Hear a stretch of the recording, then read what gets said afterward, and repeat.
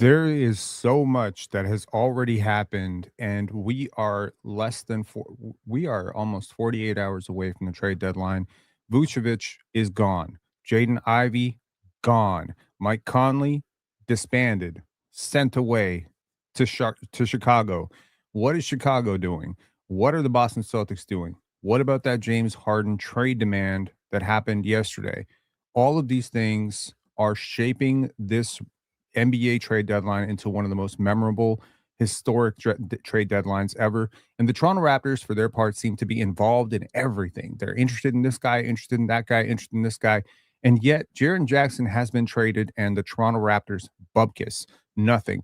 There's a center who was moved, Vucevic, nothing. There's a young, dynamic guard who gets into 2 feet into the paint and can actually shoot threes and is potentially a second draft guy, Jaden Ivey, and nothing.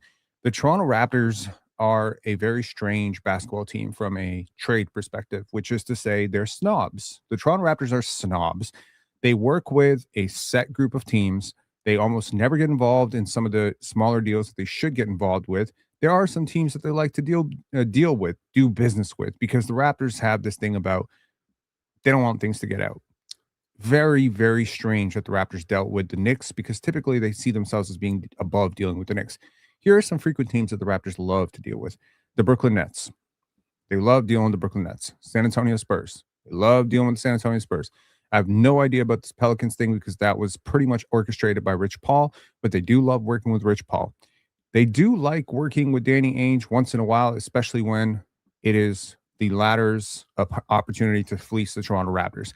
So right now the Raptors are pretty much, and they have at least, they've worked with Sacramento, but Sacramento has new leadership up in Sacramento, so we'll see. But yes, Domantas Sabonis, this is going to happen.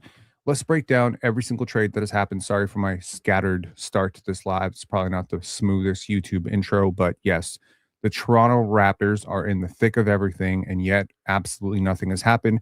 There is a major update on the Domantas Sabonis potential trade that was supposed to be in advanced talks a couple of days ago. There is a factor that is holding that trade up. We'll get into that. Darko Rajakovic has been announced to be the coach of the All-Star team, the International All-Star team. We'll talk about that.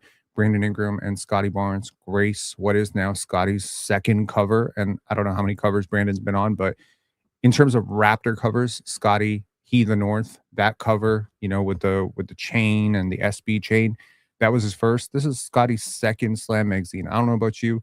I'm born in the 80s. I remember collecting Slam magazines with Allen Iverson, Vince Carter, etc. So it's very, very cool. I haven't picked up a Slam magazine in forever, but very cool to see a couple of Raptors getting representation, especially in light of the fact that Brandon Ingram was not voted an All-Star.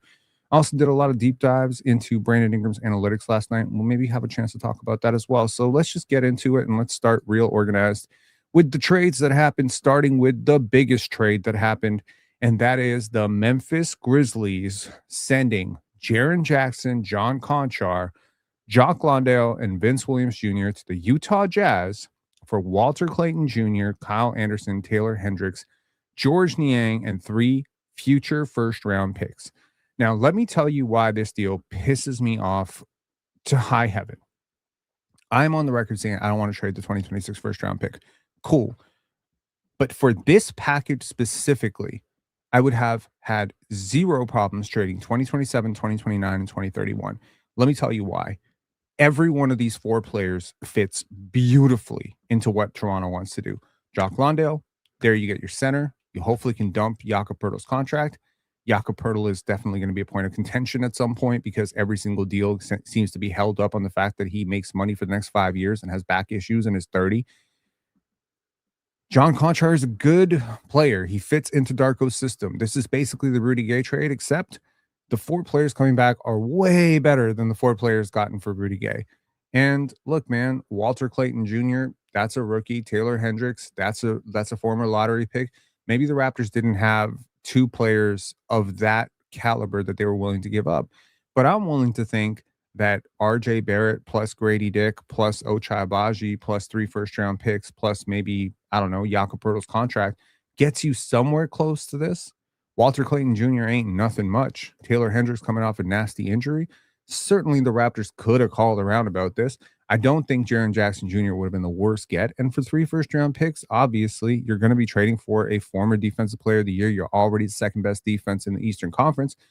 How much better do you get with Jock Landale? And every single player, by the way, Conchar, Landale, Williams, Jackson, all positive defenders. Man, the Raptors have negative defenders galore. Get rid of Grady Dick and RJ Barrett, add these four. You might actually be a really good Eastern Conference team. So this deal just annoyed me. It's not like I'm a huge Jaren Jackson Jr. fan. His rebounding is an issue. But hey, man, Brandon Ingram, Emmanuel Quickley, Scotty Barnes, they rebound a lot. What Jaren does is, quite frankly, what the Raptors don't have, right? Which is a big who can create his own shot, get paint touches.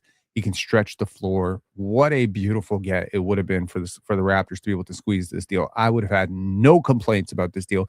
And oh, by the way, Jaren's in his 20s.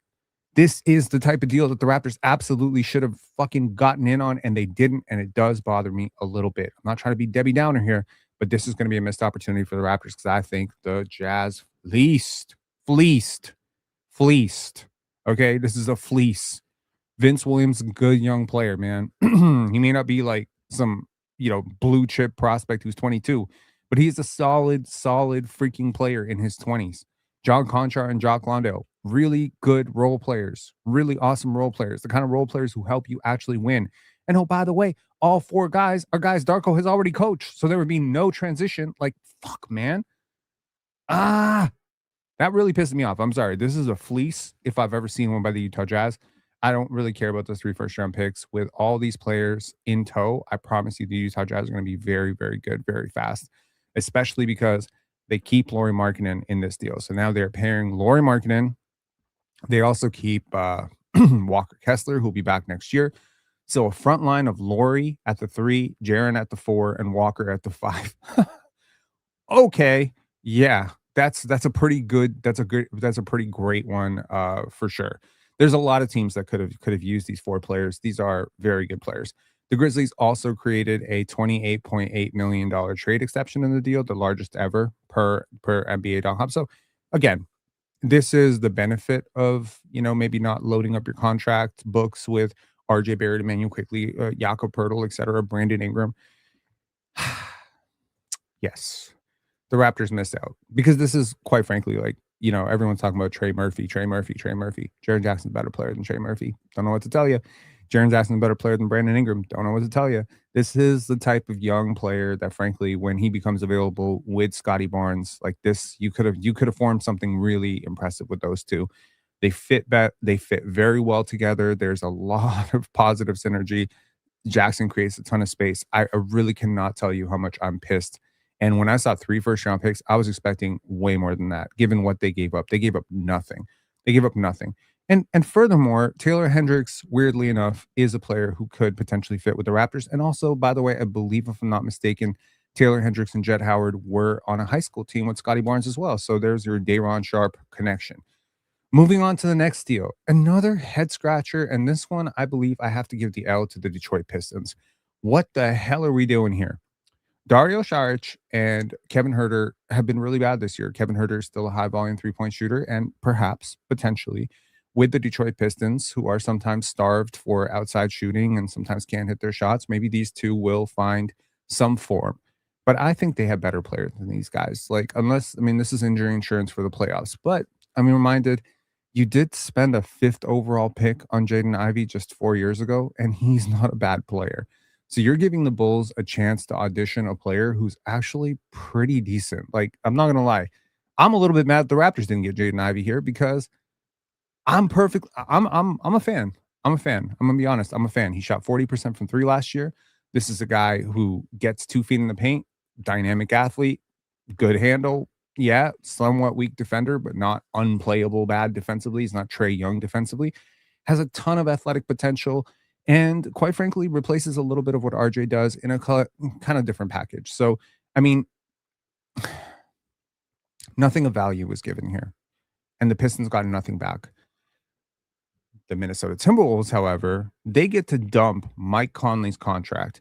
And they dump it onto the Bulls, who are now very guard heavy after trading Vucevic, another move that we will talk about briefly. These are the three moves that have happened today.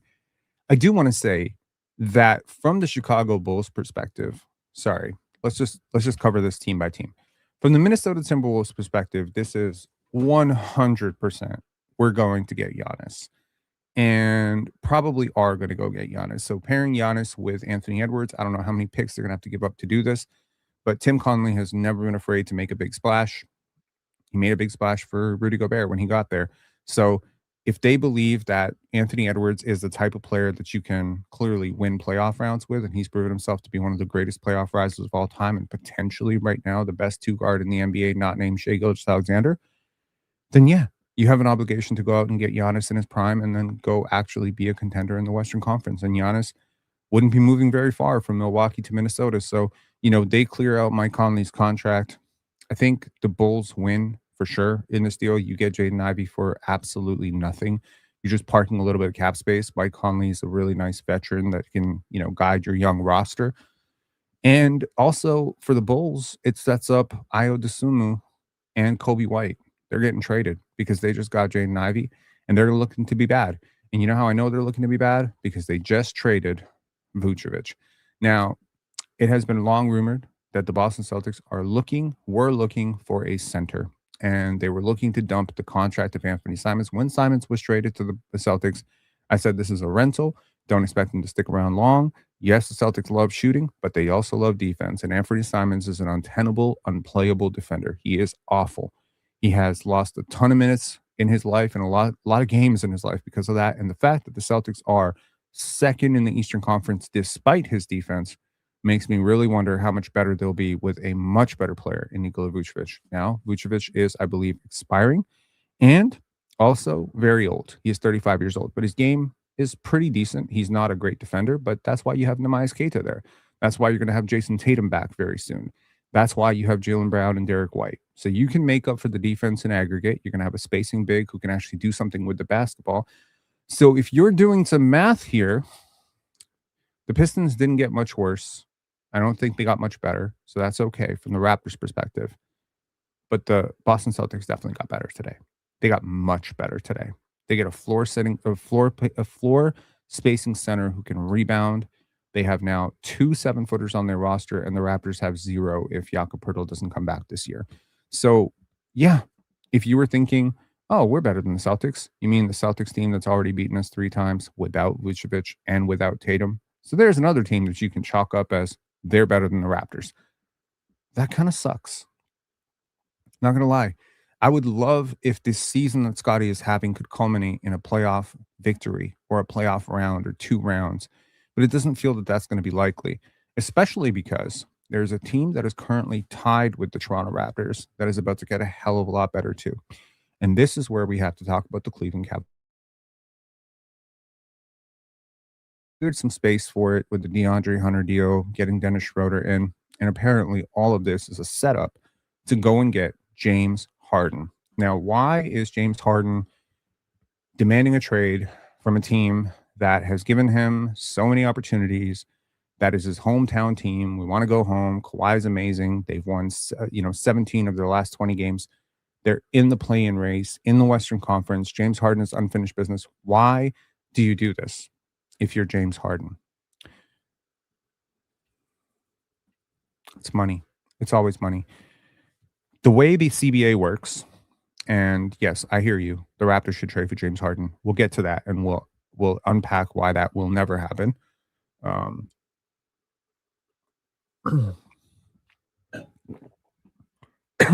James is playing like an all-star this year. He didn't make the all-star team, but he's playing like an all-star this year. James Harden's a really good basketball player to this day. Now, I understand the headache that comes with James Harden, but try to hear me on why James Harden demands out of the Clippers and why the Clippers are obliging or why they are working with him. Couple reasons. Number one, the Clippers want a clean cap sheet for when they move into the next iteration after Kawhi Leonard. Obviously, Kawhi is playing like a first-team All-NBA guy right now. He's having one of the best seasons in years, and they have decided to reward all of this with absolutely jack shit. They're not doing anything for him, and, they traded away Norman Powell. He became an all-star. Imagine Imagine being a Clipper fan. Yes, I'm sure there's like 14 Clipper fans out there. You traded Norman Powell to clear the way for Bradley Beal. Bradley Beal is washed. Norman Powell makes the All-Star team. The All-Star game is happening in your building, in the Intuit Dome. Your two best players, James Harden and Kawhi Leonard, who are playing much better than Norman Powell, don't make the All-Star team. So you have to watch the only player you have any association with come into your building as an all-star for another team. Shout outs to Clippers fans, man. That is fun times to be a Clipper fan. That sucks. But I will say this James Harden situation comes down to money. And the money part is complicated, and I want to just take you through the CBA and why this works. James Harden signed a 1+1. There's a partial guarantee on a player option for next year. Because he was signed using his bird rights are, of course, conveyed early bird rights after 2 years of service with with a team, 3 years full bird rights. Once a player has been with a team for a while, you are able to use that player's bird rights to sign them. Now, bird rights convey forward and amplify the amount of money that you are able to sign on your next deal. You're always able to get a favorable contract with the team that holds your bird rights. It's a mutually beneficial agreement, obviously. For a team that is over the cap, you're able to use your bird rights to sign that player. If you don't have the bird rights, you have to use some element of your cap space. If you don't have it, your mid-level exception, biannual exception, taxpayer mid-level, etc. Player. The Raptors will not have Sandro Mamukelashvili's bird rights. They'll have to use his mid-level exception. However, the Raptors would, if he expires tomorrow, they would have RJ Barrett's bird rights because he's given. No, not RJ Barrett. Who has played? Scotty Barnes is important because what happens is when you sign a 1+1 or a 1, so 1 or a 1+1 with a player option, there is an implicit, what is called an implied no trade clause. And that's where James Harden is right now. Because he signed a 1+1, he has an implied no trade clause. Implied no trade because written trade clauses, i.e., the one that the Washington Wizards gave to Bradley Beal, can be conveyed from team to team, which means that if you have a no trade clause with one team, the next team that gets you also gets a no trade clause. When James Harden is traded to the Cleveland Cavaliers in the next couple of days, he will not have a no trade clause with them because they do not hold his bird rights. Why does the CBA do this? Simply, it is to protect players and their investment, because trading a player who is on a team or has given a team a 1+1 or a 1-year deal like the Fred VanVleet thing, this player has earning potential that is unlocked with only the team that holds his contract. And when he is traded, that earning potential goes away. So the CBA holds that in the player's benefit, which means James Harden has to agree to wherever he wants to go, whoever wants to trade him. This is going to drastically limit the number of teams that the Clippers can engage in conversations for James Harden. There isn't a huge market for Harden to begin with. Two teams that were interested early in James Harden were, ironically, Toronto and New Orleans. Why New Orleans? Who knows? New Orleans is random. Why Toronto? I totally get it, though. If Toronto is looking for a player who can beat a zone, beat a press, be a point guard, maybe show Scotty the ropes on how to do this big playmaker thing, James Harden presents a very interesting opportunity for the Raptors. Unfortunately, James Harden nixed this right away and said, I'm not interested in Toronto or New Orleans. Why is he not interested in Toronto? I thought Toronto had a fantastic nightlife and great strip clubs. Honestly, from a Raptors perspective, James is 36, soon to be 37. This is a blessing in disguise. You do not want James Harden on your team. Hell of a talent, would easily be the most talented player on your team right away. Don't want him. Headache, totally loser in the playoffs every year, year after year. One of the most talented players in the league, and just falls apart as the series goes further and further. Ball dominant. Don't want it. Still a really good player. Still a really good shooter. Still way better than Emmanuel Quickly and RJ Barrett, but forget it, man. Forget it. And dealing with the Clippers just feels like a headache in and of itself. But the James Harden trade for Darius Garland does open a window into, well, two things for the Raptors. Okay, we don't want James Harden. But if Darius Garland is available, could we do something to reroute Darius Garland here? That's the first part of this. The second part of this, Darius Garland is worse than James Harden right now. He is younger. He is 26 years old.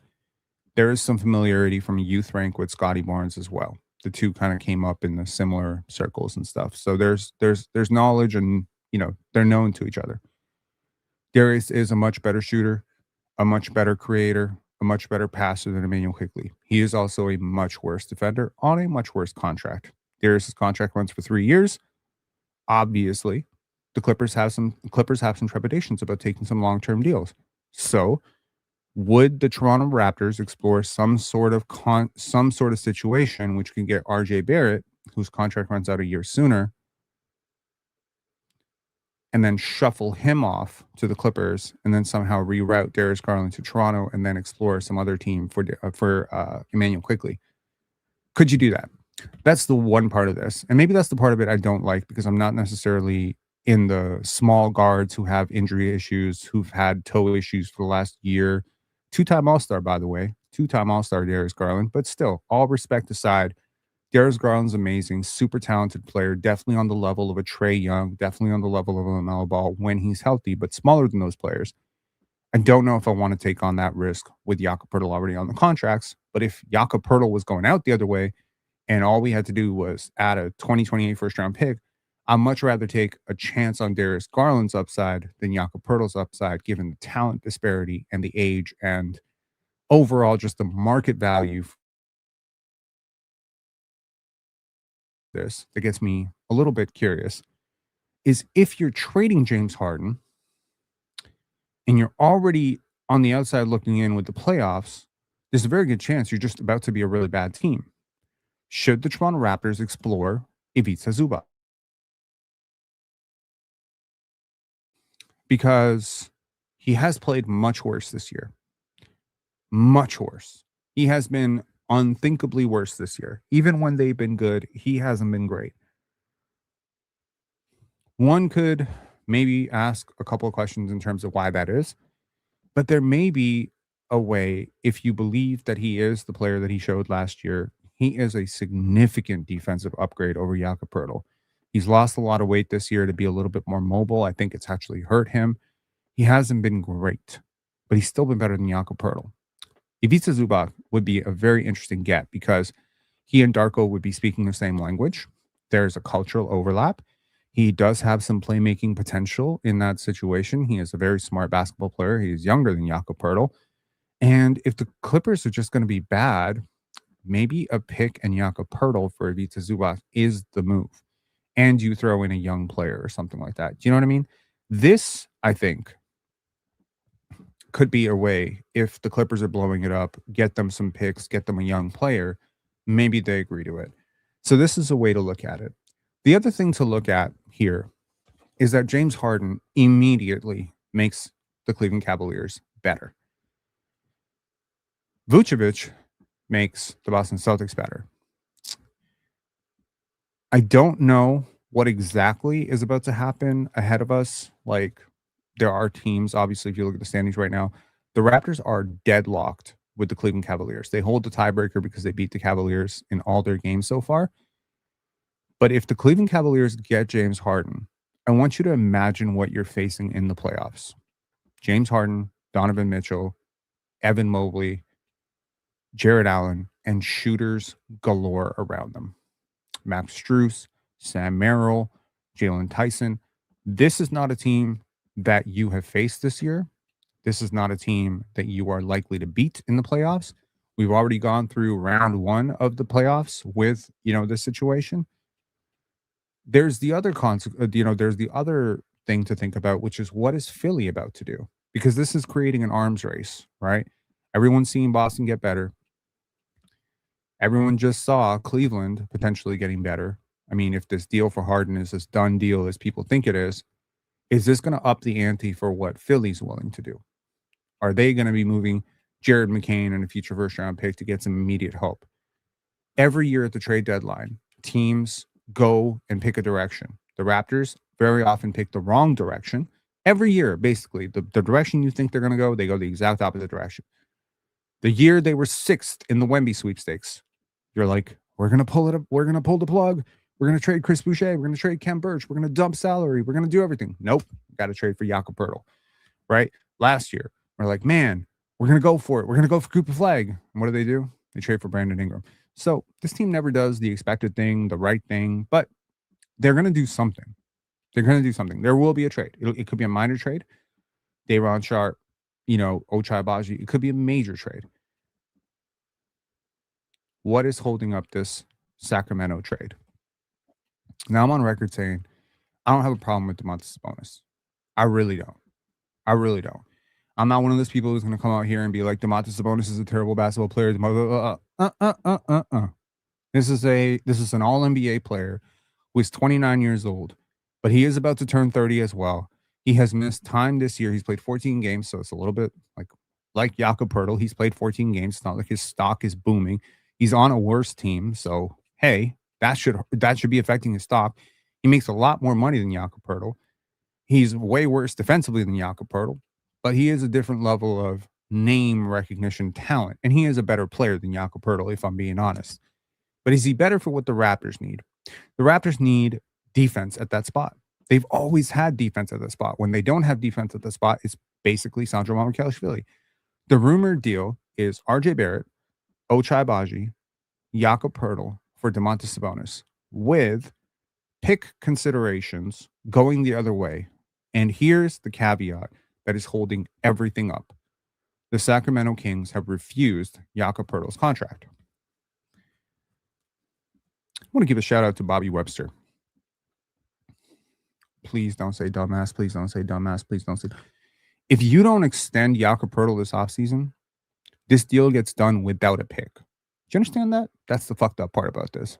This deal would get done without a pick. Now, the team that would take this 7-footer who is almost expiring next year on a player option, by the way, at that point.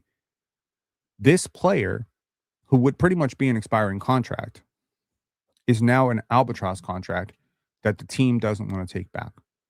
Jakob Poeltl, had he not had the back issues, would have been the prime target, or at least a prime target for the Boston Celtics. Maybe you could have squeezed the first-round pick or Hugo Gonzalez out of them.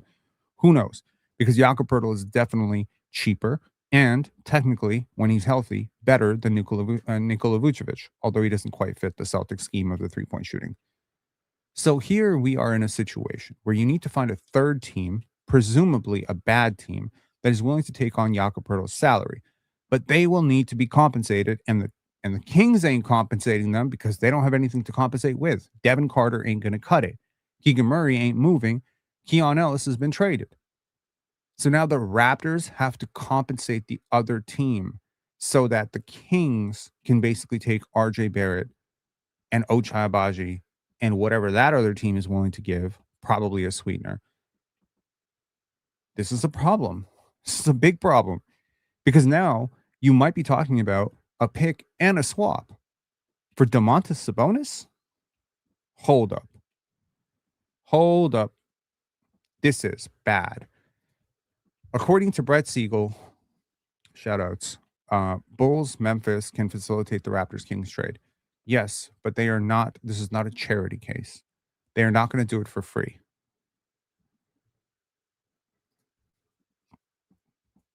Grizz or Bulls are interested in Jakob, apparently. Look, man, from the Raptors' perspective, if you were training Jakob Poeltl, you probably should have exhibited him last week, given him some time to show the league that he's healthy. I think you are absolutely making a mistake trying to dump this guy right now. Unless you know something that everybody else doesn't know about his back issue being a permanent thing, if you think this is going to be like the Kawhi Leonard thing, I have a lot of questions about insurance. I have a lot of questions about medical retirement. I also have a lot of questions about why you didn't know this before you signed him. But assuming that this is some freak thing that has just popped up now, that it's time to be paid, okay, cool. You got your big salary. I like, this is the kind of double standard we have with black and white players, and I don't want to make this a whole race thing. But a lot of people, if an African-American player had done this, where they sign a big contract and immediately start having back issues, they would start saying the same shit about Eddie Curry, Jerome James, and all that stuff. Yo, just don't shoot the messenger. I'm just saying. I've heard this shit a lot. And I have definitely never heard like this dude stole money. I think the only white dude who I've ever heard accused of stealing money from a team is like Chandler Parsons. That's literally the only one. Gill stole money. Jerome James stole money. Eddie Curry stole money. Melo stole money. Everybody stole money unless the dude's white. Anyways, shout out to Jakob Poeltl. My point here is if Jakob Poeltl is just going through a really bad stretch of his career, I think you are selling a stock at its absolute lowest. And if he's coming back for the playoffs, maybe you can recover some of his stock. People have a recency bias, and there's a very good chance that maybe if he has a solid playoff round or two, maybe the value is very different next year and you have one less year on the contract.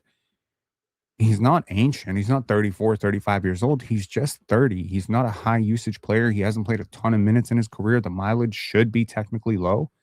So there's no reason for the Raptors to panic here on the Jakob Poeltl thing, unless, of course, the injury stuff is way more serious than they're letting on. And from what I understand, why would it be? Because all I've heard for the last few months is Darko Rajakovic coming out and saying Jakob would be our big trade addition. Various reports saying Jakob is on the court. Jakob is feeling better. Jakob could be coming back next week. So unless there's just been a series of setbacks at this point, I'm not really sure why this desperate need to get off Jakob. I totally understand the desperate need to get off of RJ Barrett, but also, wait a second. You can't just trade RJ Barrett and Jakob Poeltl for Domantas Sabonis because who replaces RJ Barrett? RJ Barrett was out for a while, and the Raptors offense kind of tanked. And we found out something very interesting about basketball. Apparently, if you don't have anyone who can touch 2 feet in the paint, you're going to suck. So who are you replacing that? You get an Ayo Dosunmu? Are you going to be a team that shuffles the deck for Jaden Ivey? Are you going to be the team that goes out and gets Malik Monk, Kobe White? What is added to this deal for this to make sense for the Raptors? Because I understand that Domantas Sabonis, if healthy, is an upgrade, although a very different type of player than Jakob Poeltl, and I can get on board with that. What I can't get on board with is allowing this front office to keep dumping picks to erase their own mistakes. No one asked you to sign DeMar Carroll, bro, but you dumped a pick to get off of him. No one asked you to sign Kelly Olynyk, but you did have to kind of dump a pick to get off of him. No one asked you to trade a pick for Ochai Agbaji. Now you're getting nothing back for him. No one asked you to sign Jakob Poeltl to that extension or to trade him first place. But you lose picks every time you make a trade, whether it is a positive trade or a negative trade. When we want to buy somebody, we give up a pick.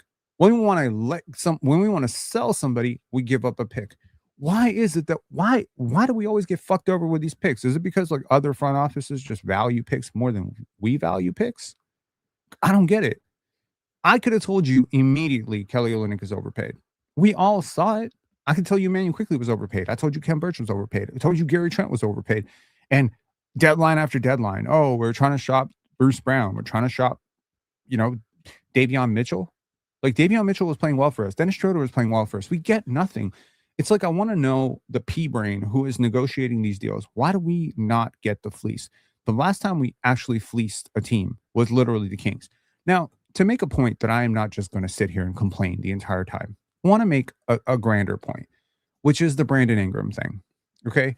Now, last night, I got really curious, right? I got very, very curious. And I started to look at Brandon Ingram's analytics. And I have very much been a Brandon Ingram supporter, but I do believe that we need to talk about this because this is bad. Okay.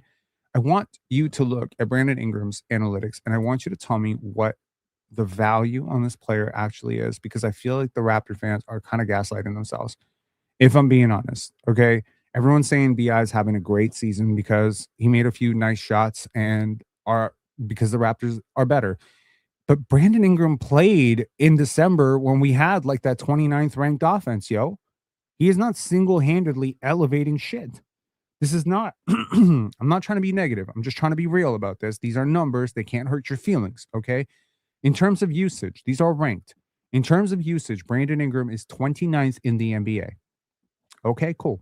That's good. That is in line. That is in line with a $38 million player. In terms of block percentage, he has a 2.2 block percentage. That is probably the highest of his career and is 50th in the NBA. That is amazing. That is not blocks per game, which will be elevated naturally. That is not total blocks, which is a stat that they always use for Scotty and for Scotty with the stocks. No, those are stats that are, definitely helped by the number of minutes played. And Brandon Ingram has obviously played a ton of minutes. So that, in and of itself, availability has been Ingram's best ability. Shot creation has been his best ability. Block at the rim, like just his defensive playmaking, has probably been his third best ability. He's been great at it. In terms of value of replacement, he has a 1.0 value of replacement, which is good for 75th in the NBA. If I read you out some players that were ahead of him, Sandro Mamukelashvili, Scotty Barnes, and Emmanuel Quickley, I'm pretty sure RJ Barrett would be ahead of him if he had played enough games. This is not good. 75th in the NBA, you're being paid as a top 40 player. That's not great. Offensive box plus minus, Ingram is an offense first player. He is 79th with 0.8. Box plus minus, he is 92nd at 0.4. Okay. Free throw rate, big problem in Brandon Ingram's game. Doesn't get to the line enough. He is 102nd in the NBA in free throw rate. Estimated plus minus has him as the 121st best player in the league. True shooting percentage sees him as the 128th most efficient scorer in the league. Granted, there's a lot of bigs ahead of him. I don't think this is bad. I always think true shooting percentage should be ranked by player role and player position. Among wings, he's not bad, but he's not great. He's not efficient. He's not Kevin Durant. He's not Devin. I don't know about Devin Booker this year. He's not even Norman Powell. So that's a problem. He's not Michael Porter Jr. In terms of win shares per 48, he is 132nd. And if I read you the names ahead of him, you'd freak because there's multiple rookies. 1.2 steal percentage. That is 140th in the league. I don't really have a problem with it personally. Don't care. Didn't expect him to be higher than that. And in terms of 3-point attempt rate, this is the shocking one. He is 201st in the NBA in terms of how often per shot he attempts a three. Okay. So here's my issue with this. This is not a criticism of Brandon Ingram. This is a criticism of Brandon Ingram's role with the Toronto Raptors. Okay. You need to put him in better positions. You need to fix some of the things that are going wrong with Ingram in Toronto.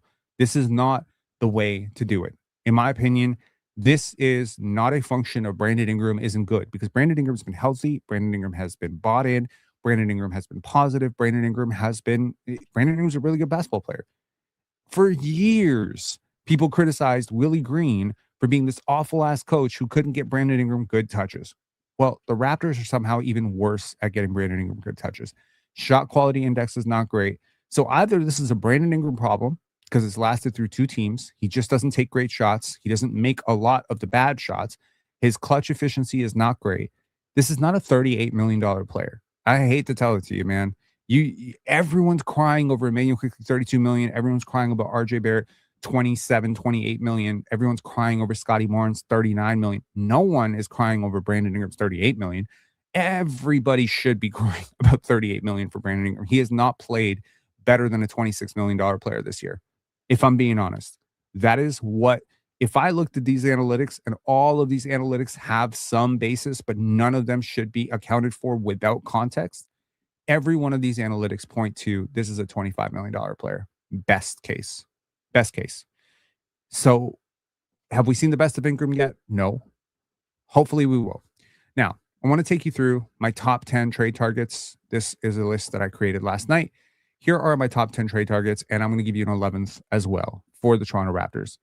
Now, one of these players actually got traded today, so shout outs to Jock Landale. He is no longer available. Kind of makes you think why I hate that Memphis Grizzlies trade even more. Number one, Kyrie Irving. Definitely solves a million problems for the Raptors and would actually make Brandon Ingram, I think, the best version of himself. I think Kyrie, having played with Kevin Durant, having played with LeBron James, nobody is going to help Brandon Ingram and Scotty Barnes achieve what they want to be in this league more than Kyrie. If not Kyrie, then Trae Young, but obviously you're not getting Trae Young, and he's a terrible defender. Number 2, Day'Ron Sharpe. Number 3, Malik Monk, who remains available. Number 4, Robert Williams from Portland. Number 5, Najee Marshall, who has allegedly been shopped, but looks like the Dallas is looking for at least one first-round pick. Number 6, Donovan Clingan. Yeah, I don't have a problem with trading the 2026 first-round pick if it gets you Donovan Clingan. Not that I think Donovan Clingan is a superstar, but he is one of the best rim protectors in the NBA, and frankly gives the Raptors the type of defensive shell on the inside they have never had since, I don't know, Antonio Davis, Hakeem Olajuwon. We have to go back a long time. Marc Gasol. What am I talking about? Marc Gasol. Number 7, Jock Landale. Maybe Utah would reroute him. Who knows? Number 8, Ivica Zubac. Number 9, Santi Aldama. And number 10, Ayo Dosunmu. Number 11 is Goga Batadze. This would be how I would choose to view this trade deadline. In terms of the Raptors' most frequent trade or most ideal trade partners. Now, this list might have changed after these trades. But number 1, Dallas. Number 2, Sacramento. Number 3, New Orleans. Number 4, the Clippers. Number 5, the Brooklyn Nets. Number 6, Washington. 7, Indiana. 8, Milwaukee. 9, Chicago. 10, Houston. 11, Minnesota. 12, Utah. Now, Utah, you can pretty much strike this off because they've made their move. Okay, at this point, unless you're trading for Walker Kessler on some sort of agreement that he's going to come back for you next year, I don't really get it. A player that I probably would have targeted, ironically, is Taylor Hendricks. So he's off the table. Okay, fine. Lauri Markkanen, maybe. I don't know. You'd have to trade a lot to get him, obviously. But I'll tell you who and what appeals to me and what my rationale is for putting these teams on the docket for the Raptors. So the first team that I had was Dallas. Why Dallas? Obviously, Kyrie, Clay. This package, Kyrie, Clay, Najee, PJ, there's a lot of players that fit what the Raptors do. It's kind of like the Grizzlies roster where there's just a lot of synergistic fit with what the Raptors need and what these teams have and what they're willing to give up. Number 2, Sacramento Kings. Obviously, Keon Ellis would have been nice. Malik Monk would be great. Domantas Sabonis wouldn't be so bad. Depends on how much picks or what picks are going out. Number 3, New Orleans. A trade that I saw proposed today from the Pelican side would be potentially Trey Murphy and Jordan Poole for RJ Barrett, Jakob Poeltl, and 3 first-round picks. And I think Grady Dick going the other way as well. Would I do this? If it could be 2027, 2029, and 2031, I would have to deeply consider the Trey Murphy element of this, and I would probably also ask for Yves Missi back. I don't love the idea of Jordan Poole, but I don't think that he is the worst thing in the world. And I mean, he is a former champion. He's a high-volume three-point shooter. He does give the Raptors something they don't necessarily have right now. But I'm not necessarily sure that I'm in the business of giving up 3 first-round picks for Trey Murphy when 3 first-round picks are being given up for much better two-way players like Jaren Jackson. The fourth team is the Los Angeles Clippers. Who on the Clippers? Well, it's obviously Ivica Zubac, right? The Clippers are a mess. I don't know what their inclinations are. Another player that I would at least consider on the Clippers now. Don't dislike the video and jump out of the chat because I have a feeling some people are going to get really angry at me, but I brought this up before. Kawhi Leonard. If they're looking to reset their cap sheets, I don't know if the Raptors can really help them with that. But if they're looking to get younger and they're looking for an extra pick, I certainly don't have a problem gambling on Kawhi Leonard.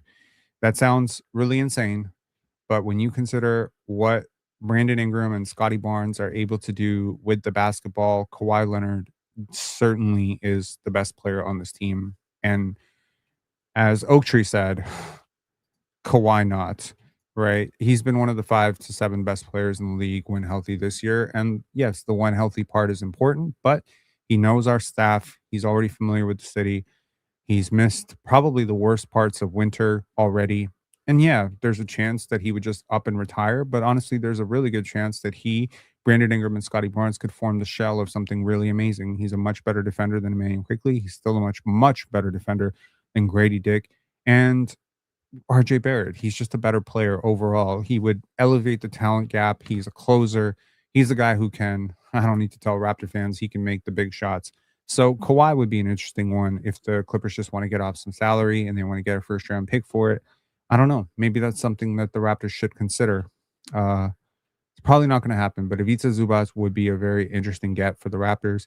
I'm not sure how I feel about the John Collins part of it, but Brook Lopez is another player that maybe if you could just gamble on it and just say, okay, well, we just need a 7-footer who can hit threes. Brook Lopez might be able to turn back the clock for 1 year and just give you a stopgap solution. Obviously, if the Clippers are one of those teams that plan to do one thing and are clearly doing a completely different thing this season because they were supposed to be good and they suck now. So if you're going to trade James Harden, it's going to be a domino and it might be a fire sale in LA. And there's some good players on that team that are maybe a little bit long in the tooth, a little bit old. But hey, man, uh, trade BI for Kawhi. Uh, you would become much better. You would become much better. Yes, Kawhi is a significantly better player than Brandon Ingram. Uh, number 5, Brooklyn Nets. I don't need to tell you, man. Terrence Mann, Day'Ron Sharpe. That's the deal. Number 6, Washington Wizards. Who would I want from the Wizards? Ironically, Justin Champagnie. Justin Champagnie, Jameer Watkins, Keyshawn George is probably not available. Bilal Coulibaly as a second draft guy. If he's just being dumped and they want to try Grady and we can try Bilal and just flip it and see if it works, I'd be down for that. They obviously traded their white shooter. Go get another white shooter, man. I would be excited about the potential of maybe the Raptors can find something better out of Bilal Coulibaly. And honestly, he just, I know he can't shoot, so I understand like there's some trepidation around it. But he's just a very different level of athlete than Grady. So, I mean, I would be down for it. I would flip it and see if something sticks. Indiana, Ben Matherin. Now, I'm not a fan of Ben Matherin per se, but he does stuff that frankly nobody else on this team does. He's a confident mega scorer who has never seen a shot that he didn't like. Is that a bad thing or a good thing for the Raptors? I don't know, but he is Canadian. He is from Montreal. Maybe, maybe Indiana. Also, ironically, as I've mentioned this before, Pascal Siakam, Jay Huff. There are players on that team. Aaron Nesmith, Andrew Nemhard. There's a lot of players on the team. If they, again, they're probably thinking about becoming good again next year. They have a very, very high draft pick, their own draft pick coming in this year. Could be AJ DeBonsa, could be somebody else, but they could be looking to get off some salary. Jarris Walker is another, try it out, see if it works type of guy. There's some players on Indiana that I would look at. Milwaukee, Miles Turner. Call about Miles Turner, see what happens. Right? Chicago, number 9. Ayo Dosunmu, Patrick Williams. Patrick Williams, not so much. Obviously, you need to be compensated for that. Now, Jaden Ivey. So Ayo Dosunmu, Jaden Ivey, Kobe White. Again, representing 3 guards that the Raptors just don't have. A little bit bigger than Jamal Shed. So you're going to commit to being a little bit smaller. But hey, man, like that's something you got to do. Number 10, the Houston Rockets, Tari Eason. I got two words for you. Tari Eason. Go get Tari Eason, man. If they need a point guard, give them a man quickly, build a deal around Tari Eason and eat some salary filler on the way out. Maybe, Steven Adams, who's out for the year or something like that. You can just eat that contract. I really like Tari Eason, man. I really think that would be the type of young player that can really take you to the next level. And obviously, from their perspective, Emmanuel quickly would be a point guard who can actually play off of Kevin Durant and provide some space. Like I think this is a win-win for the Raptors, and obviously from the Raptors side, this moves Scotty Barnes into the point guard spot, and I actually think Tari Eason would really, really help with that. Number 11, the Minnesota Timberwolves. Terrence Shannon is a name that I would look at. Rob Dillingham is not a player that I'm a fan of at all. I think he's probably just going to get dumped somewhere. But Terrence Shannon, Julius Randle, Naz Reid, Jaden McDaniels. If the Raptors can become a third team to facilitate something between the Bucks and the Timberwolves, this could be very interesting. Minnesota has a lot of interesting players. They always do. And number 12, Utah is probably off the books, unfortunately, now. But if you are going to make a trade, Lauri Markkanen certainly has my vote of confidence at this point. McDaniels, DiVincenzo as well. Yes, I forgot about Dante DiVincenzo.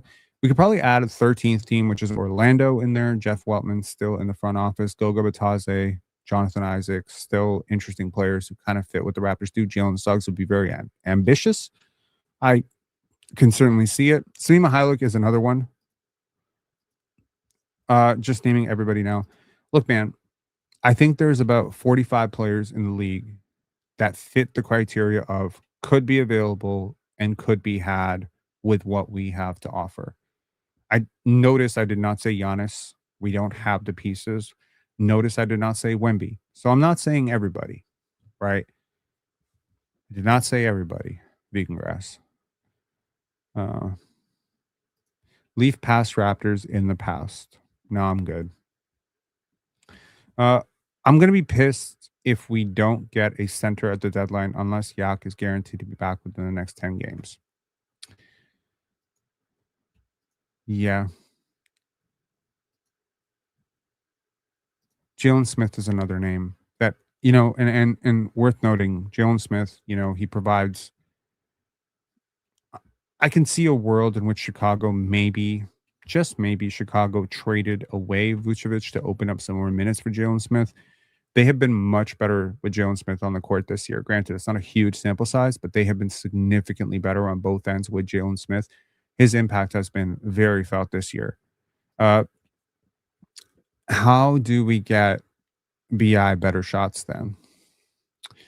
I think this is a two-way street, right? You can find better shots for him. I think chief among those things is probably finding better screen partners, getting more actions going downhill, a little less playing around with the basketball, loading up, maybe better situations in terms of spacing.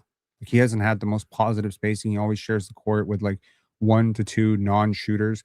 So maybe restricting situations where BI is forced to carry lineups with 2 to 3 bad shooters. I really don't think I watch Brandon Ingram every single night. Y'all know I do. We do post game lives after every single game. I cannot believe how poorly Brandon Ingram ranks across these analytics. And it's just like, yo, you can say that a player is good, but they don't rank well in one analytic. You'd be like, this player is amazing. They rank well in PER, they rank well in true shooting, effective field goal percentage, BPM, but EPM doesn't like them. Or, LeBron metric doesn't like them, or Darko doesn't like them, or, you know, uh, win shares doesn't like them. There's not a single stat at all that likes Brandon Ingram other than load and creation, which, is just a function of usage.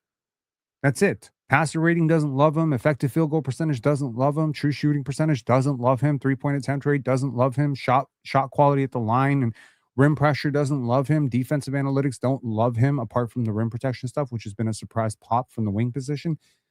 There ain't a lot of things that you can point to and say Brandon Ingram is elite at that. Now, everyone wants to say he's an elite shot maker, but he's not.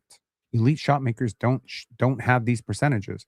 So again, like, it's interesting when you trade for a player with, of the following of a Brandon Ingram, you get a lot of their stands to come into your fan base, right? There's a lot of Ingram stands who come into the Raptors fan base, and a lot of them are very blind to his weaknesses. They're blind to his processing double teams. They're blind to some of his shot selection. They're blind to his shot selection in terms of like value zones on the court. They're blind to his ball stopping, right? Like there's a lot more ball stopping when Ingram is on the court and the ball moves more fluidly. Now, obviously, without the rim pressure, obviously Ingram's going to look worse. So maybe keep that in mind and don't trade RJ Barrett without having a replacement in mind. Like Samson was doing this entire breakdown the other day of like every pass Ingram made and whatever. And it's very, very fascinating watch. I watched like half the video and he was breaking down like the percentages that everybody shoots. The only player who really shoots well off of Ingram passes is RJ Barrett. But honestly, it's the only player he really consistently trusts. So maybe this is an Ingram problem. Maybe this is Darko problem. But I'm tired of people just kind of washing over it. I understand why I felt the Raptors deserved 2 All-Stars and why I felt Ingram was the obvious pick for that, because I think the Raptors have surprised, and I think the supporting cast has been really poor at times. But honestly, has the supporting cast been really poor? Someone, kind of checked me on that, and they were just like, yo, like, you got anyone on your team as bad as some of the Lakers bench guys? Like, damn, that's bad, right? So get rid of RJ to play more Jacoby, Dick, and Ochai. But what do you? So no disrespect, Daniel, but what do you think happened when RJ was injured? Like these players for one reason or another, don't thrive in RJ's role because the players who decide who gets the ball don't trust them as much as they trust RJ. Again, the Quickly and Ingram equation of this is that these two players implicitly trust RJ in those spots, and RJ is very good at getting himself to those spots. Is RJ a phenomenally better finisher than Sandro Mamukelashvili? No, he's not. Is he a better shooter? No. Is he a better processor of the court? He's similar. Is he a better defender? He's worse. So yeah, I can make a very solid case from an analytics perspective. Sandro Mamukelashvili has been better than RJ Barrett and Brandon Ingram this year. But that doesn't mean that defenses respect him that way, and it certainly doesn't mean that his teammates respect him that way. So unfortunately, this kind of comes down to this, whereas like load and usage is going to factor heavily into efficiency. And if a player like Scotty Barnes or RJ Barrett had to do Ingram's job, one would really ask themselves, well, how well would they do? But the question is never flipped, right? People always say, well, what if Emmanuel Quickly or Scotty Barnes or Grady Dick or RJ Barrett had to do Brandon Ingram's job? Well, here's my question for you. What if Brandon Ingram had to do Scotty Barnes' job or CMB's job? Would he be less efficient? That's his player archetype.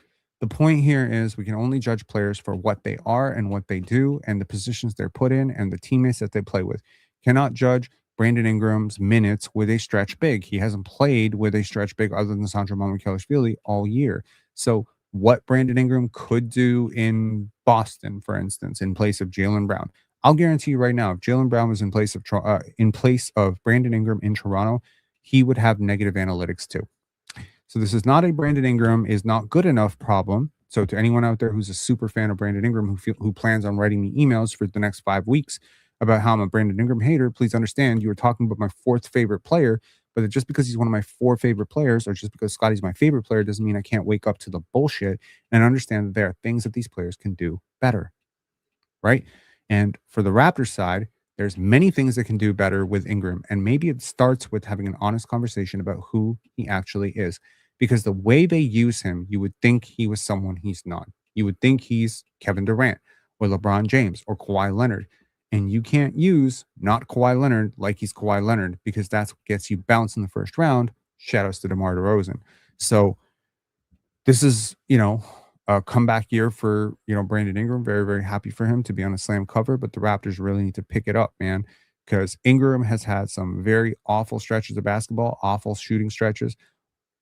I think a lot of this comes down to the fact, I mean, look, if you want an analytic that proves the Ingram stuff, the Raptors are literally better with him on the bench. Like, that's why his analytics suck.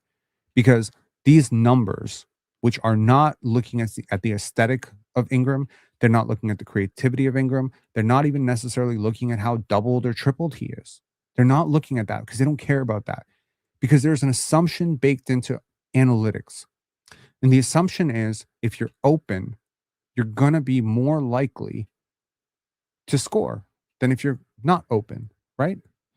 There's an assumption baked in that if you're going to be triple teamed, then you must be amazing. And if you're able to get double teamed and triple teamed, then the offense with you getting doubled and tripled must be amazing. But what about a player who gets doubled and tripled but doesn't do good things out of doubles and triples? They throw sloppy passes, they throw turnovers, they force dumb shots. That is the player who's going to have the worst analytics. That's the player who's going to have like negative analytics. That's Cade Cunningham in his first 2 years in Detroit. Awful analytics. I'd be more willing to ride this, jumbo shot creator, rise over double teams, figure it out, become the next, superstar in the NBA shit out with Brandon Ingram if he wasn't already 28 years old. At this point, I think the Raptors and Brandon Ingram need to have a very honest conversation. Honestly, the Raptors' entire fucking front office is to blame for all of this. You are the ones who have let Brandon Ingram come in and think he's Kevin Durant. You are the ones who are inviting, Emmanuel Quickly to play center. You are the ones who signed Jakob Poeltl unsolicited, like for no reason to an extension because you thought it would be a valuable thing to lock him up now and secure the future. You are the ones who traded a first-round pick for Ochai Agbaji, even though at the time, I agree, I was okay with that. You are the ones who tried to sell us on this idea that Grady Dick was this more than just a shooter, even though now we're finding out he can't even shoot. You are the ones who thought Jonathan Mobo was, capable of more than what he's been capable of. And again, another one where I was also wrong. I'm not pointing a finger and saying I don't deserve to point a finger back, but I think in the midst of this wonderful 30-21 season, there's a lot of wins. Scotty Barnes' defense, the growth and maturity of Jamal Shed, the rim pressure of RJ Barrett, the chemistry, the hiring of Darko Rajakovic, and how much that has settled the vibes on the team, Jama Malalela and the Jama effect. There's a consistent buy-in on defense. There is a positive growth in CMB, who is looking like a solid pickup at the 9th overall pick. Sandro Mamukelashvili has been one of the best free agent signings in the league. But don't paper over everything. I don't like that. I don't like the correlation causation bullshit. Look, man, it is perfectly possible for one player to massively underperform as all of his teammates overperform, and you just give credit to the whole group. It's like a group project where you slept in and forgot to do your part, and then somebody just did it for you. You didn't all win. And I understand this is a team sport, and obviously we need to divvy up the, credit in some way. But how much do you think Scotty is really doing on a quote unquote winning team to lift this defense? It's a top 5 defense in the NBA. You look at this roster, you think they have any business being a top 5 defense? Jamal Shed and Scotty Barnes and Sandro Mamukelashvili, and also RJ Barrett on some nights, Brandon Ingram some nights, Emmanuel Quickley on many nights, are doing so much. CMB, Jacoby Walter, Ochai Agbaji at times, very rarely. Jamison Battle has saved you a couple times. This has been a team thing. But so many people want to wash this over as like Scotty single-handedly carrying the defense. No, he is not. People want to act like Brandon Ingram is one-handed papering over the entire offense like a superstar. He's one of the 10 best offensive players in the league. No, he's not. No, he's not. The Raptors have a lot of growing to do, and it seems like the teams that are directly in competition with them for the playoff spots are getting better. The Toronto Raptors would be wise not to panic, not to make any impulsive, stupid gambles that have gotten them in this position, but they would be wise at this moment to be vultures, opportunistic vultures. Opportunistic vultures might take a couple of years on a more talented player than Ochai Agbaji. A talent evaluator who is talented and good at their job may tell their bosses, listen, we're going to have to eat the luxury tax bill, but there's this really, really good young player, and we want to take a chance on him. And this other team wants to deduct the tax.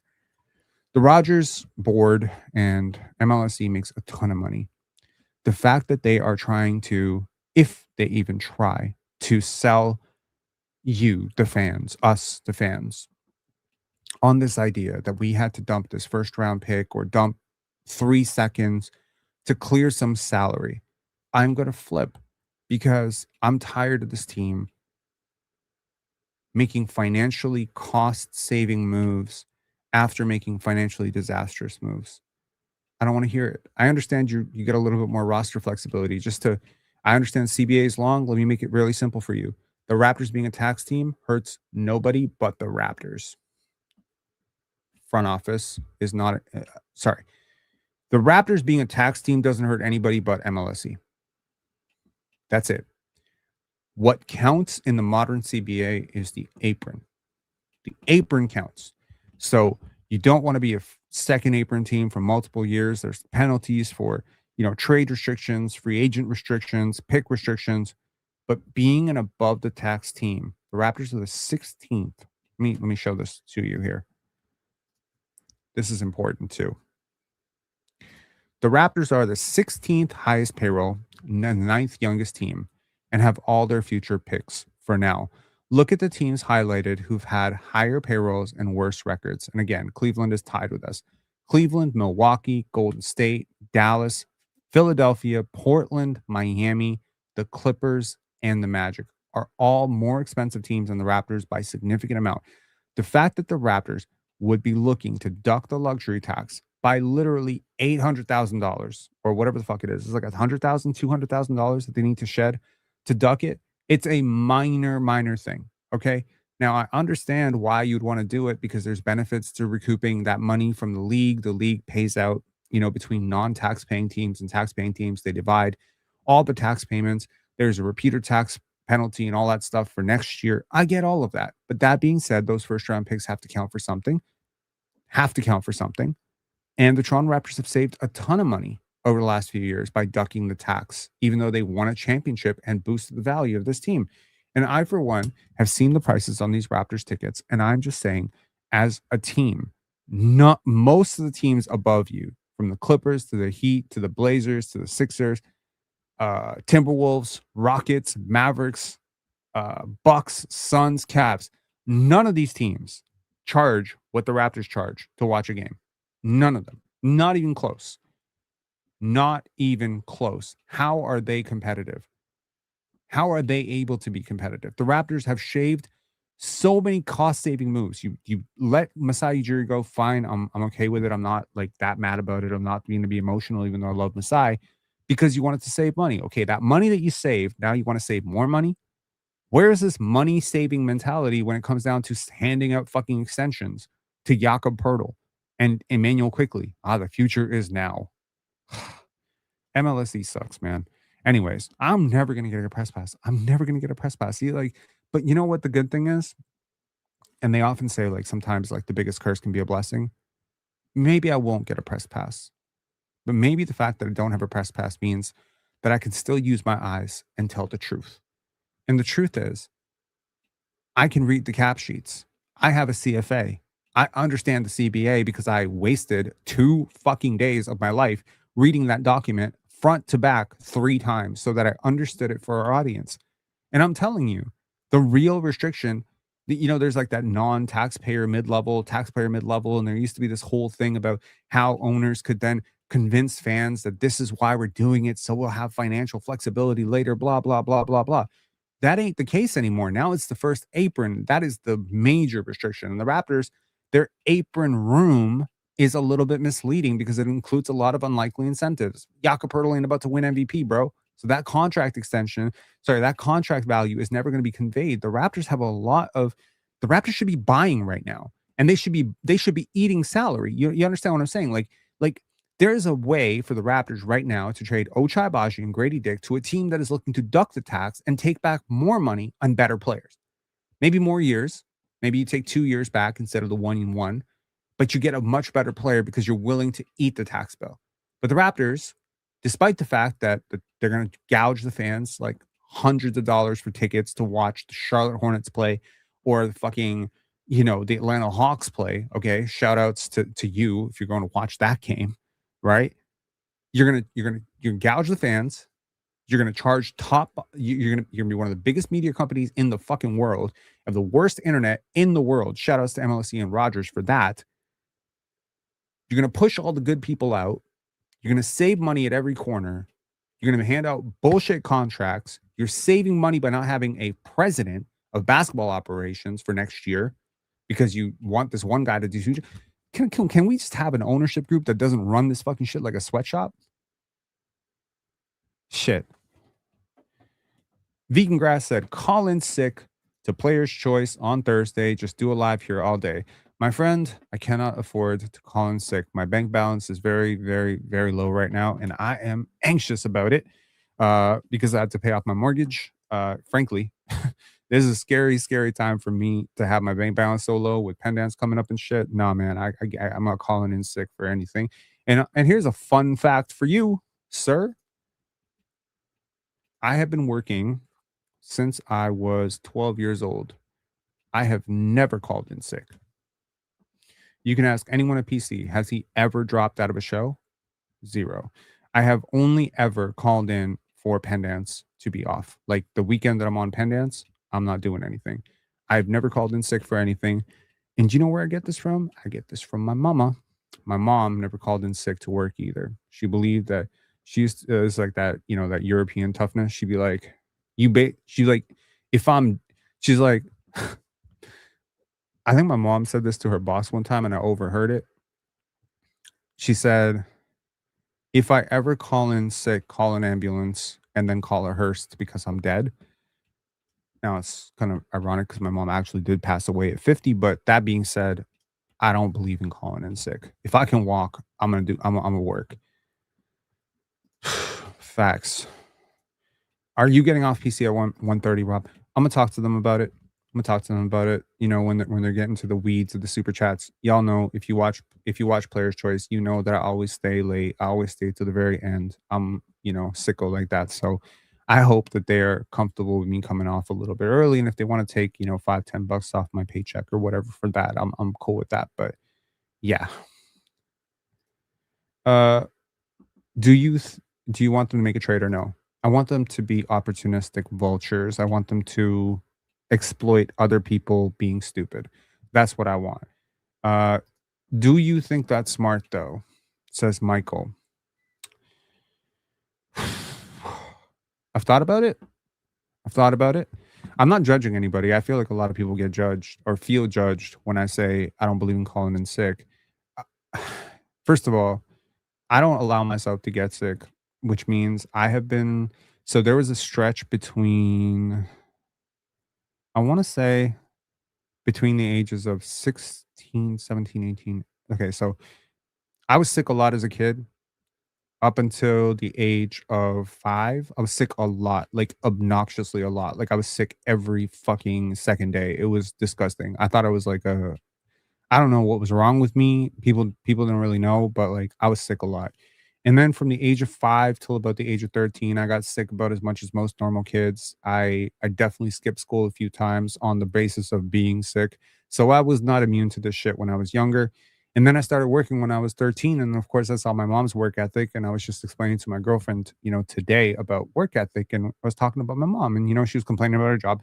My girlfriend, she makes a decent amount of money. So she, was complaining about her job a little bit. And I was like, listen, man, like, I want to remind you like what my mom did. And I shared with her like my mom's work day. My mom would wake up at 7 o'clock. She would make food for me for school. So she'd make my lunch, she'd prepare my breakfast, and she would get ready. She would put on her makeup. Then she would go and do her job. Now, when we first moved to Canada, my mom didn't have a great job. She got a better job later, but she was selling like it was like cards, those credit cards. Those people that come up to you and be like, "You want to sign up for this credit card?" My mom was doing that when we first moved to Canada. We were in a shelter. She was doing that. She was trying to get us out. I started working around this time too, but that all being said, that job was not enough to put food on the table and also save up and do this stuff. So when she would get off that job, she would dip out 15 minutes early from that job to make it over to her other job. She didn't have a car, so she took a bus to go to the other job. She made a deal with both bosses. She said, "I'm going to be 15 minutes early to leave, 15 minutes late, and once a year I'll cover like some menial shift for you like that you don't have anybody to cover for. I'll cover it for both of you." And her bosses loved her so much they allowed her to do that. So she would do the next job, and it was not a very flattering job. It was Zellers. She was a cashier at Zellers. My mom was a cashier at Zellers. And so it was a part-time thing. So she would do her first job, which is selling cars, and then selling the giving out the listing people up for credit cards. Then 3 times a week, she would then leave that job to go and do the the Zellers thing. And then on the weekend, she would do the call center thing, which is crazy. So seeing that woman, right? And I would see her with 102 fever. I'm saying 102, uh, 37 for the Fahrenheit, 38. She would have a fever and she would still go to work. She would still prepare food for me. There was no excuses. So for me, my work ethic comes from my mom. That's how I see it. My dad was a very different person. My dad was like, a little bit of a snowflake before he was a snowflake, to be honest. Like my dad had like a if I'm feeling a little bit of a south wind, I'm not going to work. Like my dad was the exact opposite of my mom that way. But I took after my mom in that sense, where I do believe that the toughness comes from her. And it's funny. There Joakim Noah, he asked, I want to actually share this with y'all. He was asking a Serbian player like what makes Serbian players so tough. I just want to share this with y'all because I thought this was hilarious. One sec here. Serbia is some of the best development of basketball in the world. It's not going to be translated very good in English, but it's called INAT, combination of many emotions and resolvement to fight in spite of all odds throughout the history. Yeah, Inat, to resolve, to fight uphill. This idea of like persistence. And again, I was telling my girlfriend about that, and I was just like, anytime our lives feel hard, just remember we sit while we do our jobs.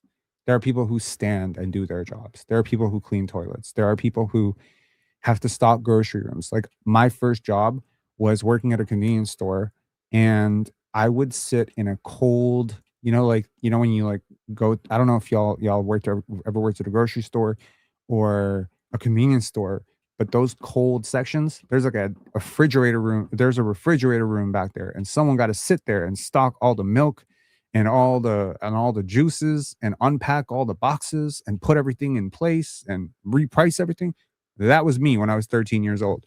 So I do believe work ethic. Yeah, it's very important. Okay, we got some super chats here. Appreciate y'all. Alt Rock saying such a good live, Rob. No sugarcoating at all, pure logic and pure stats. Learned a lot from this one regarding aprons and salaries. I am very happy to hear that. Aprons and salaries are needlessly confusing because I believe that there is a concerted effort from owners to bypass players' logic, team strategy to appease fans into believing that ownership is always trying to win. I don't think owners are always trying to win. I think owners are always trying to stay flexible. I think they're always trying to keep their books clean, their noses clean. And I do believe that most owners, especially when the owner is like a large conglomerate or like a hedge fund or something like that, these soulless corporations like Rogers and MLSE and crypto and like these people, it's not like Mark Cuban. And I mean, there's issues with like single owners like Dan Gilbert and stuff like that. Don't get me started on that. But there are very few great owners in the NBA that are just like they they have the right intention, they care about the fans, they're not super super involved. They have a good patient outlook on the future. They're willing to let people do their jobs, they're willing to pay executives well. The Raptors had this with the teacher's pension plan, like, before some of y'all became Raptor fans. They didn't want to pay executives. It was such a huge deal when we got Brian Colangelo because we were like, wow, they're finally paying an executive. I swear to God, the teacher's pension plan would have hired a milkman to run the Toronto Raptors if that milkman agreed to do it for like $20,000 a year. It's fucking crazy. So I'm glad that you say that, but false consciousness is very real in sports, and they want you to be mad at the players. They want you to be mad at Jakob Poeltl because he's not playing. They want you to be mad at Emmanuel Quickly because you don't think he's worth 32 million and you've seen some other guy sign for 25 million. You think he's better than me. They want you to be mad at the players because you know their salaries. They don't want you to be mad at Keith Pelly. They don't want you to be mad at Bobby Webster. They don't want you to be mad at, Dan Tolzman and frankly, everybody else who made these fucking decisions because nobody held a gun to your head and asked you to re-sign these dudes. And I do believe that the front office always needs to be held accountable. The problem is the people who hold these people accountable often have a great vested interest in not holding them fucking accountable. You see the fucking thing here? It all spirals in a very convincing way.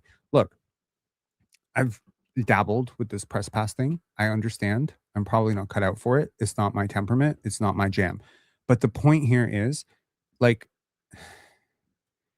they let some things blow up. Like, you consider, like, any access that you have to the team. Like, obviously, like, would this content be better if I could bring Brandon Ingram on for a social hang? Yeah. Would I ask him the best questions of anyone in the Toronto Raptors media? No offense to anybody else. Yes, I would.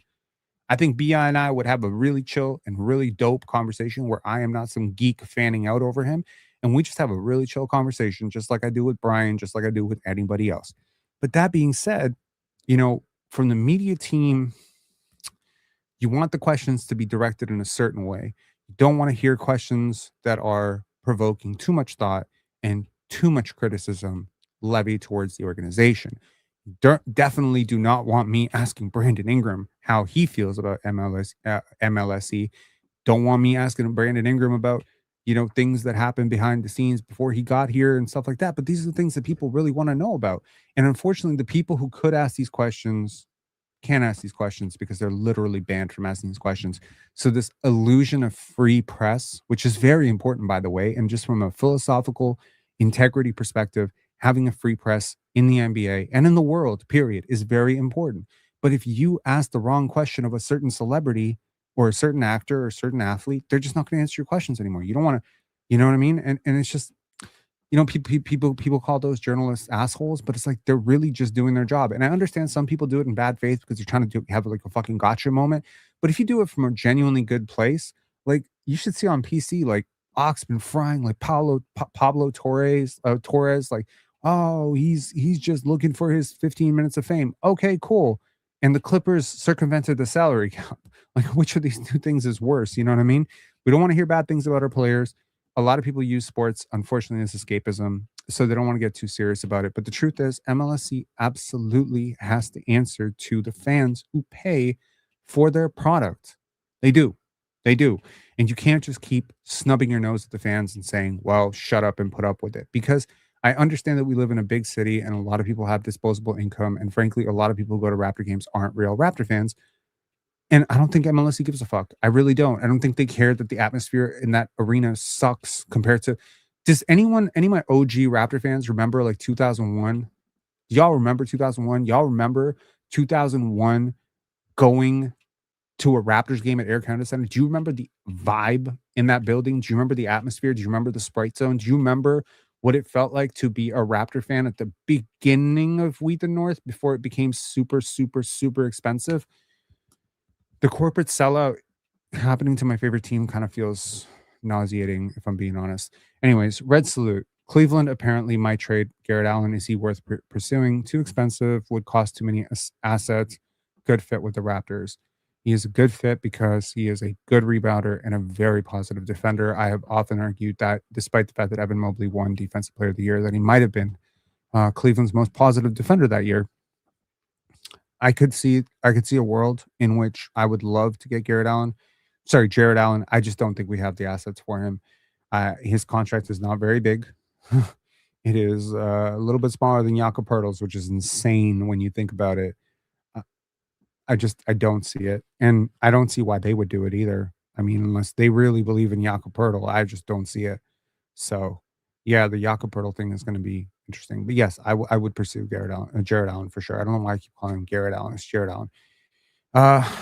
Fiend Star said, when I had a government job, I would go sick every day and work my days off for double dollars. Man, I don't know if you're an immigrant, but I feel like this is an immigrant thing. And me too. I'm the same way. You know what I mean?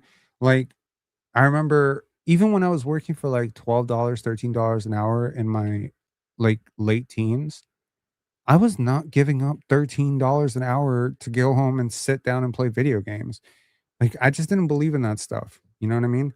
And I mean, I'm very lucky. Like, I feel, sound a little bit braggadocious, but I mean, like, I got to buy my first place when I was 18 years old, and I'm still paying it off right now. But like, still, like, like I moved towards a very positive path in my life that not a lot of people around me were able to do because I worked really fucking hard. And I got news for y'all, man. This dude reached out to me. Shout out to this guy, Luca. He's from Serbia. He reached out to me and he looked at my videos and he was just like, yo, I really like your videos, but I think you could be doing a lot more. There's a lot of these old videos. You have a very old school like editing style and stuff. I want to take your videos to the next level. He showed me his editing demo and he was great. His work is great. He's worked with a lot of other big channels. He happens to be from Serbia, so his cost of living is not great. Is not very high. So it's actually like it's very, very Cass saying paying off your mortgage in 20 years is very impressive. I'm almost there, man. I am like 3 to 4 months away if this tenant does not completely ghost me and I'm in court for the next 7 months trying to get him out.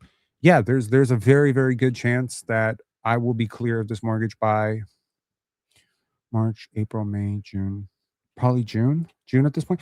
Yo, I was aiming for December, aim high, right? But yeah, so anyways, this guy reached out and he was just like, yo, I really want to work with you. He's 20 years old, fucking wonderkind. He's really good. So I told him, yo, let's start working together in March and let's take this channel. Let's take this channel to the next level. Can I ask how much your mortgage was? Sure, it was 100K. So I didn't just getting into the housing market.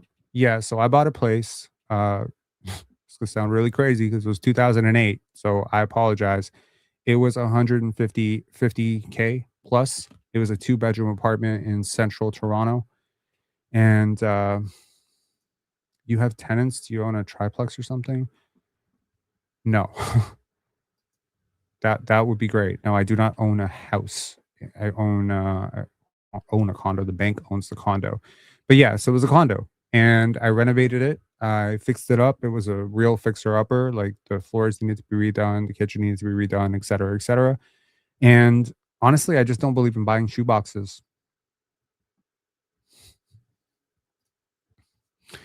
Make sure we pin, we're saying 2008 with those prices.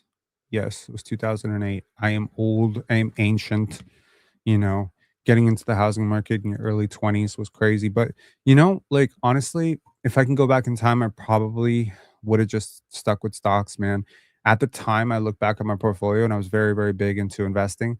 At the time, I had Amazon, I had Google stock, I had Apple stock, I had I think I was just about to get into Netflix stock around that time. If I wasn't already into Netflix stock, I know I had um, I know I was, like, right on the verge of Tesla stock, like, a couple of years after that. So that period of time, like, what I invested in, Dollarama was one, that I got into 2011.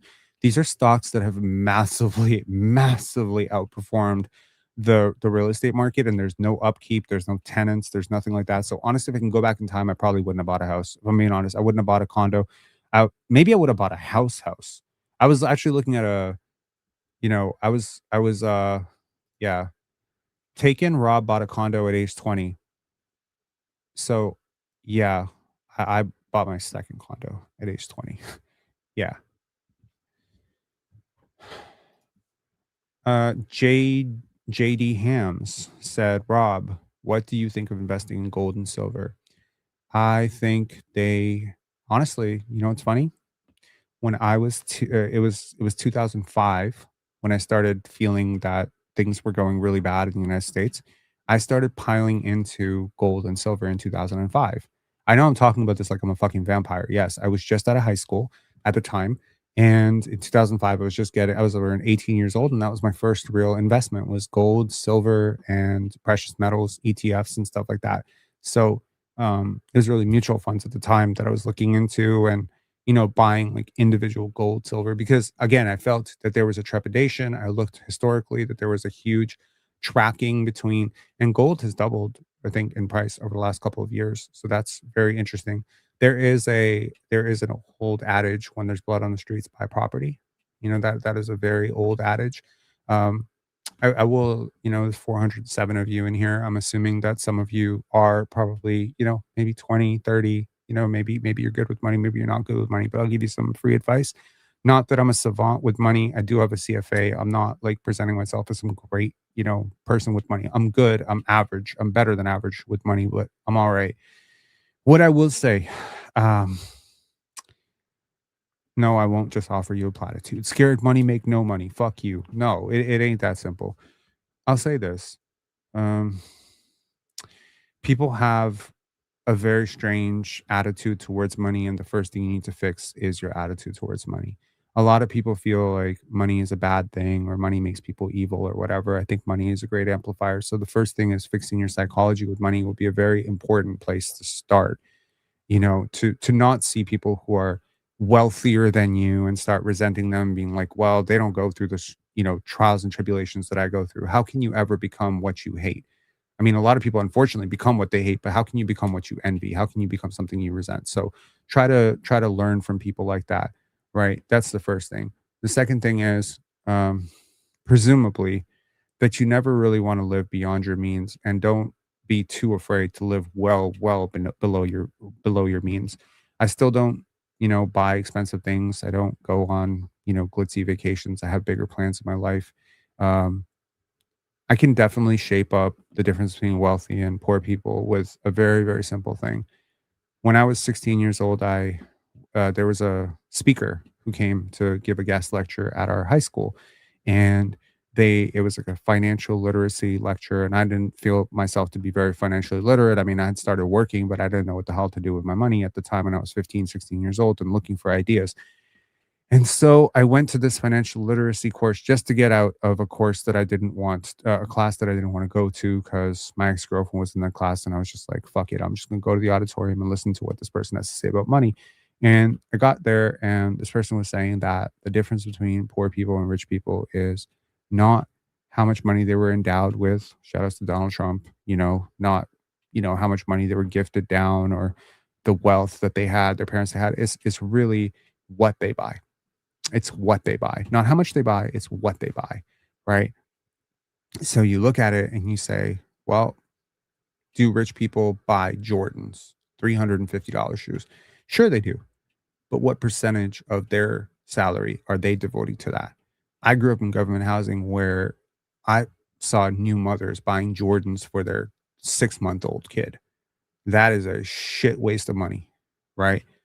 So sometimes you just got to think of it as poor people buy a lot of things that depreciate very quickly. Rich people buy things that appreciate very quickly. A person who, like, you look at Jay-Z, right? Beyonce, these people, they buy what do they buy? They buy collector's items, they buy, rare goods, they buy paintings, they buy condos, properties, businesses, they buy stock. These are things that appreciate in value. You know what these fucking rappers and athletes sometimes who don't have any good money sense buy? They buy mansions that depreciate very quickly because of their excessive property taxes. They buy their homies cars. Cars are a great depreciating asset that depreciates like pretty much, I don't know, it's 40, 50% within the first 3 years. These are not the things that you need to park yourself into.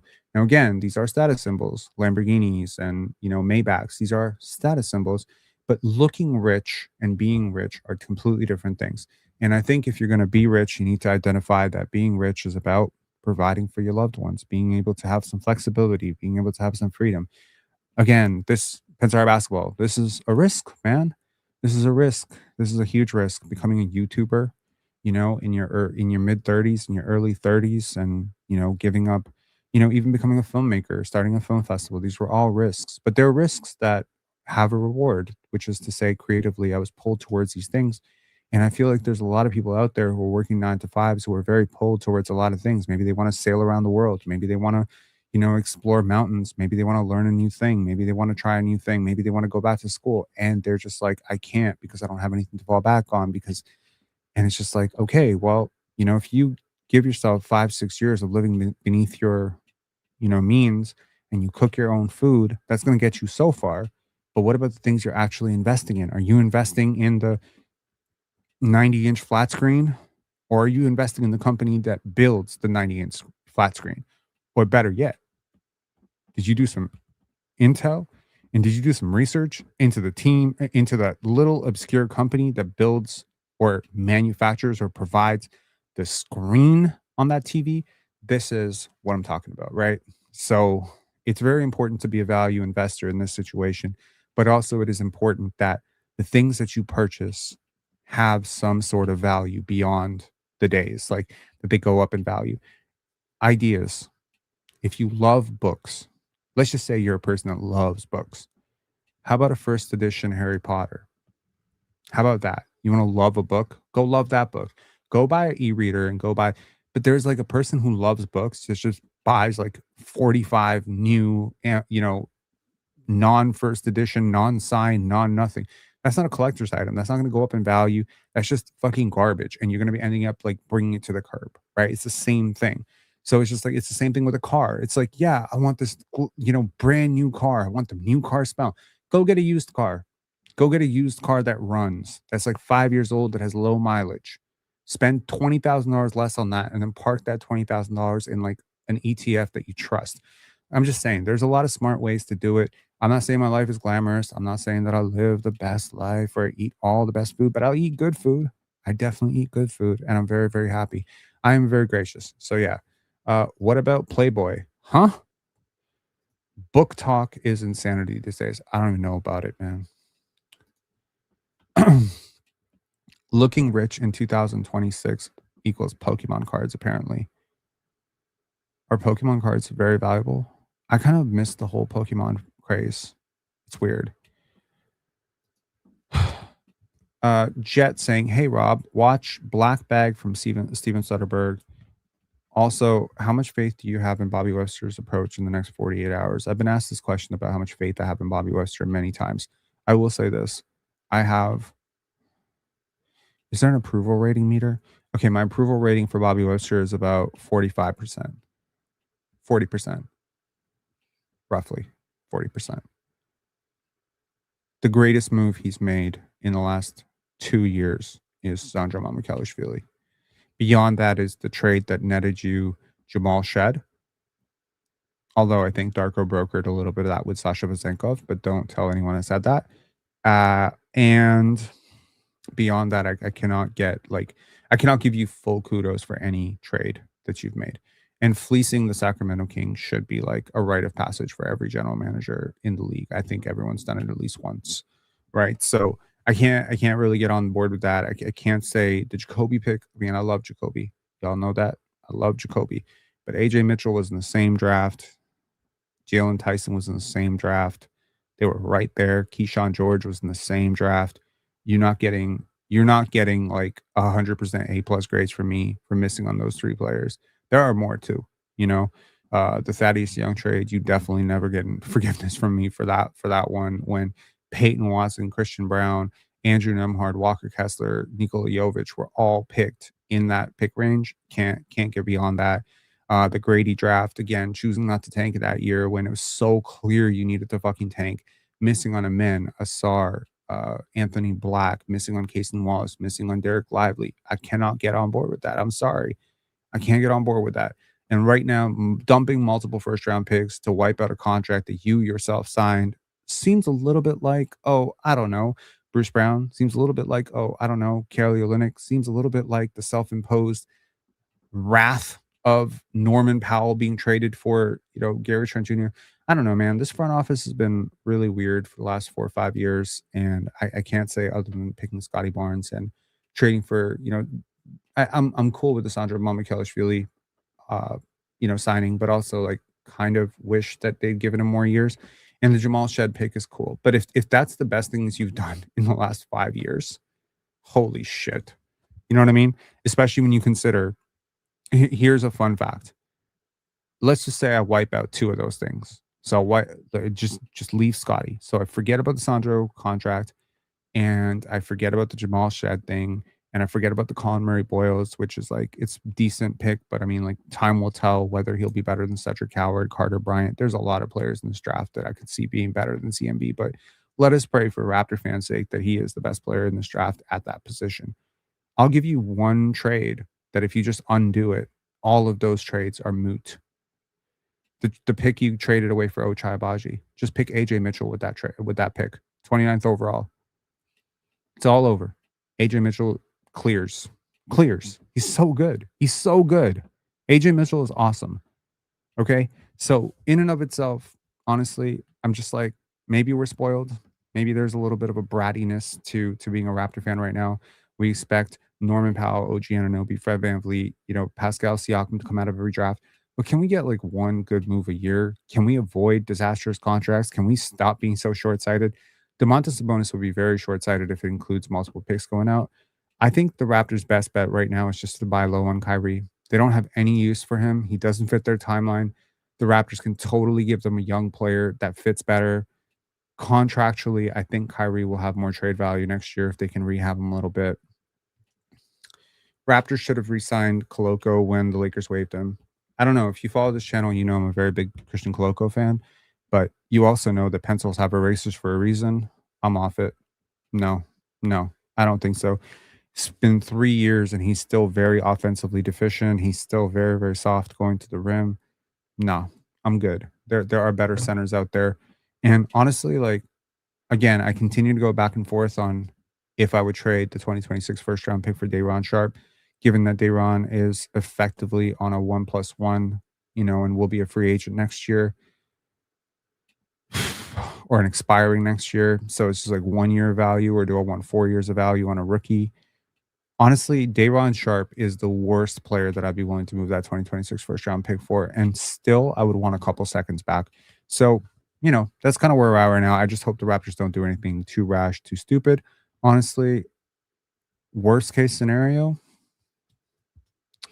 you could always buy out Ochai Agbaji. You could stretch him. I don't know if that's possible. If you really want to duck the tax, and then you just sign Mo Bamba, or sign one of the plethora of bigs that are available across the league. Or I don't know, because all these apron restriction teams, they don't have the right to sign veterans. What if guys are waived? What if Mike Conley is waived? I don't know. Could you use Mike Conley maybe as a veteran mentor instead of Garrett Temple? You do have a roster spot. A lot of people think the natural use of that roster spot is to make AJ Lawson or Elijah Martin, convert them from a two-way. I don't think that's necessary at all. You don't need to do that. Why? Who are you competing against with those two players? No, I think, yeah. I mean, maybe the Raptors could bring Ulrich Chomsky back.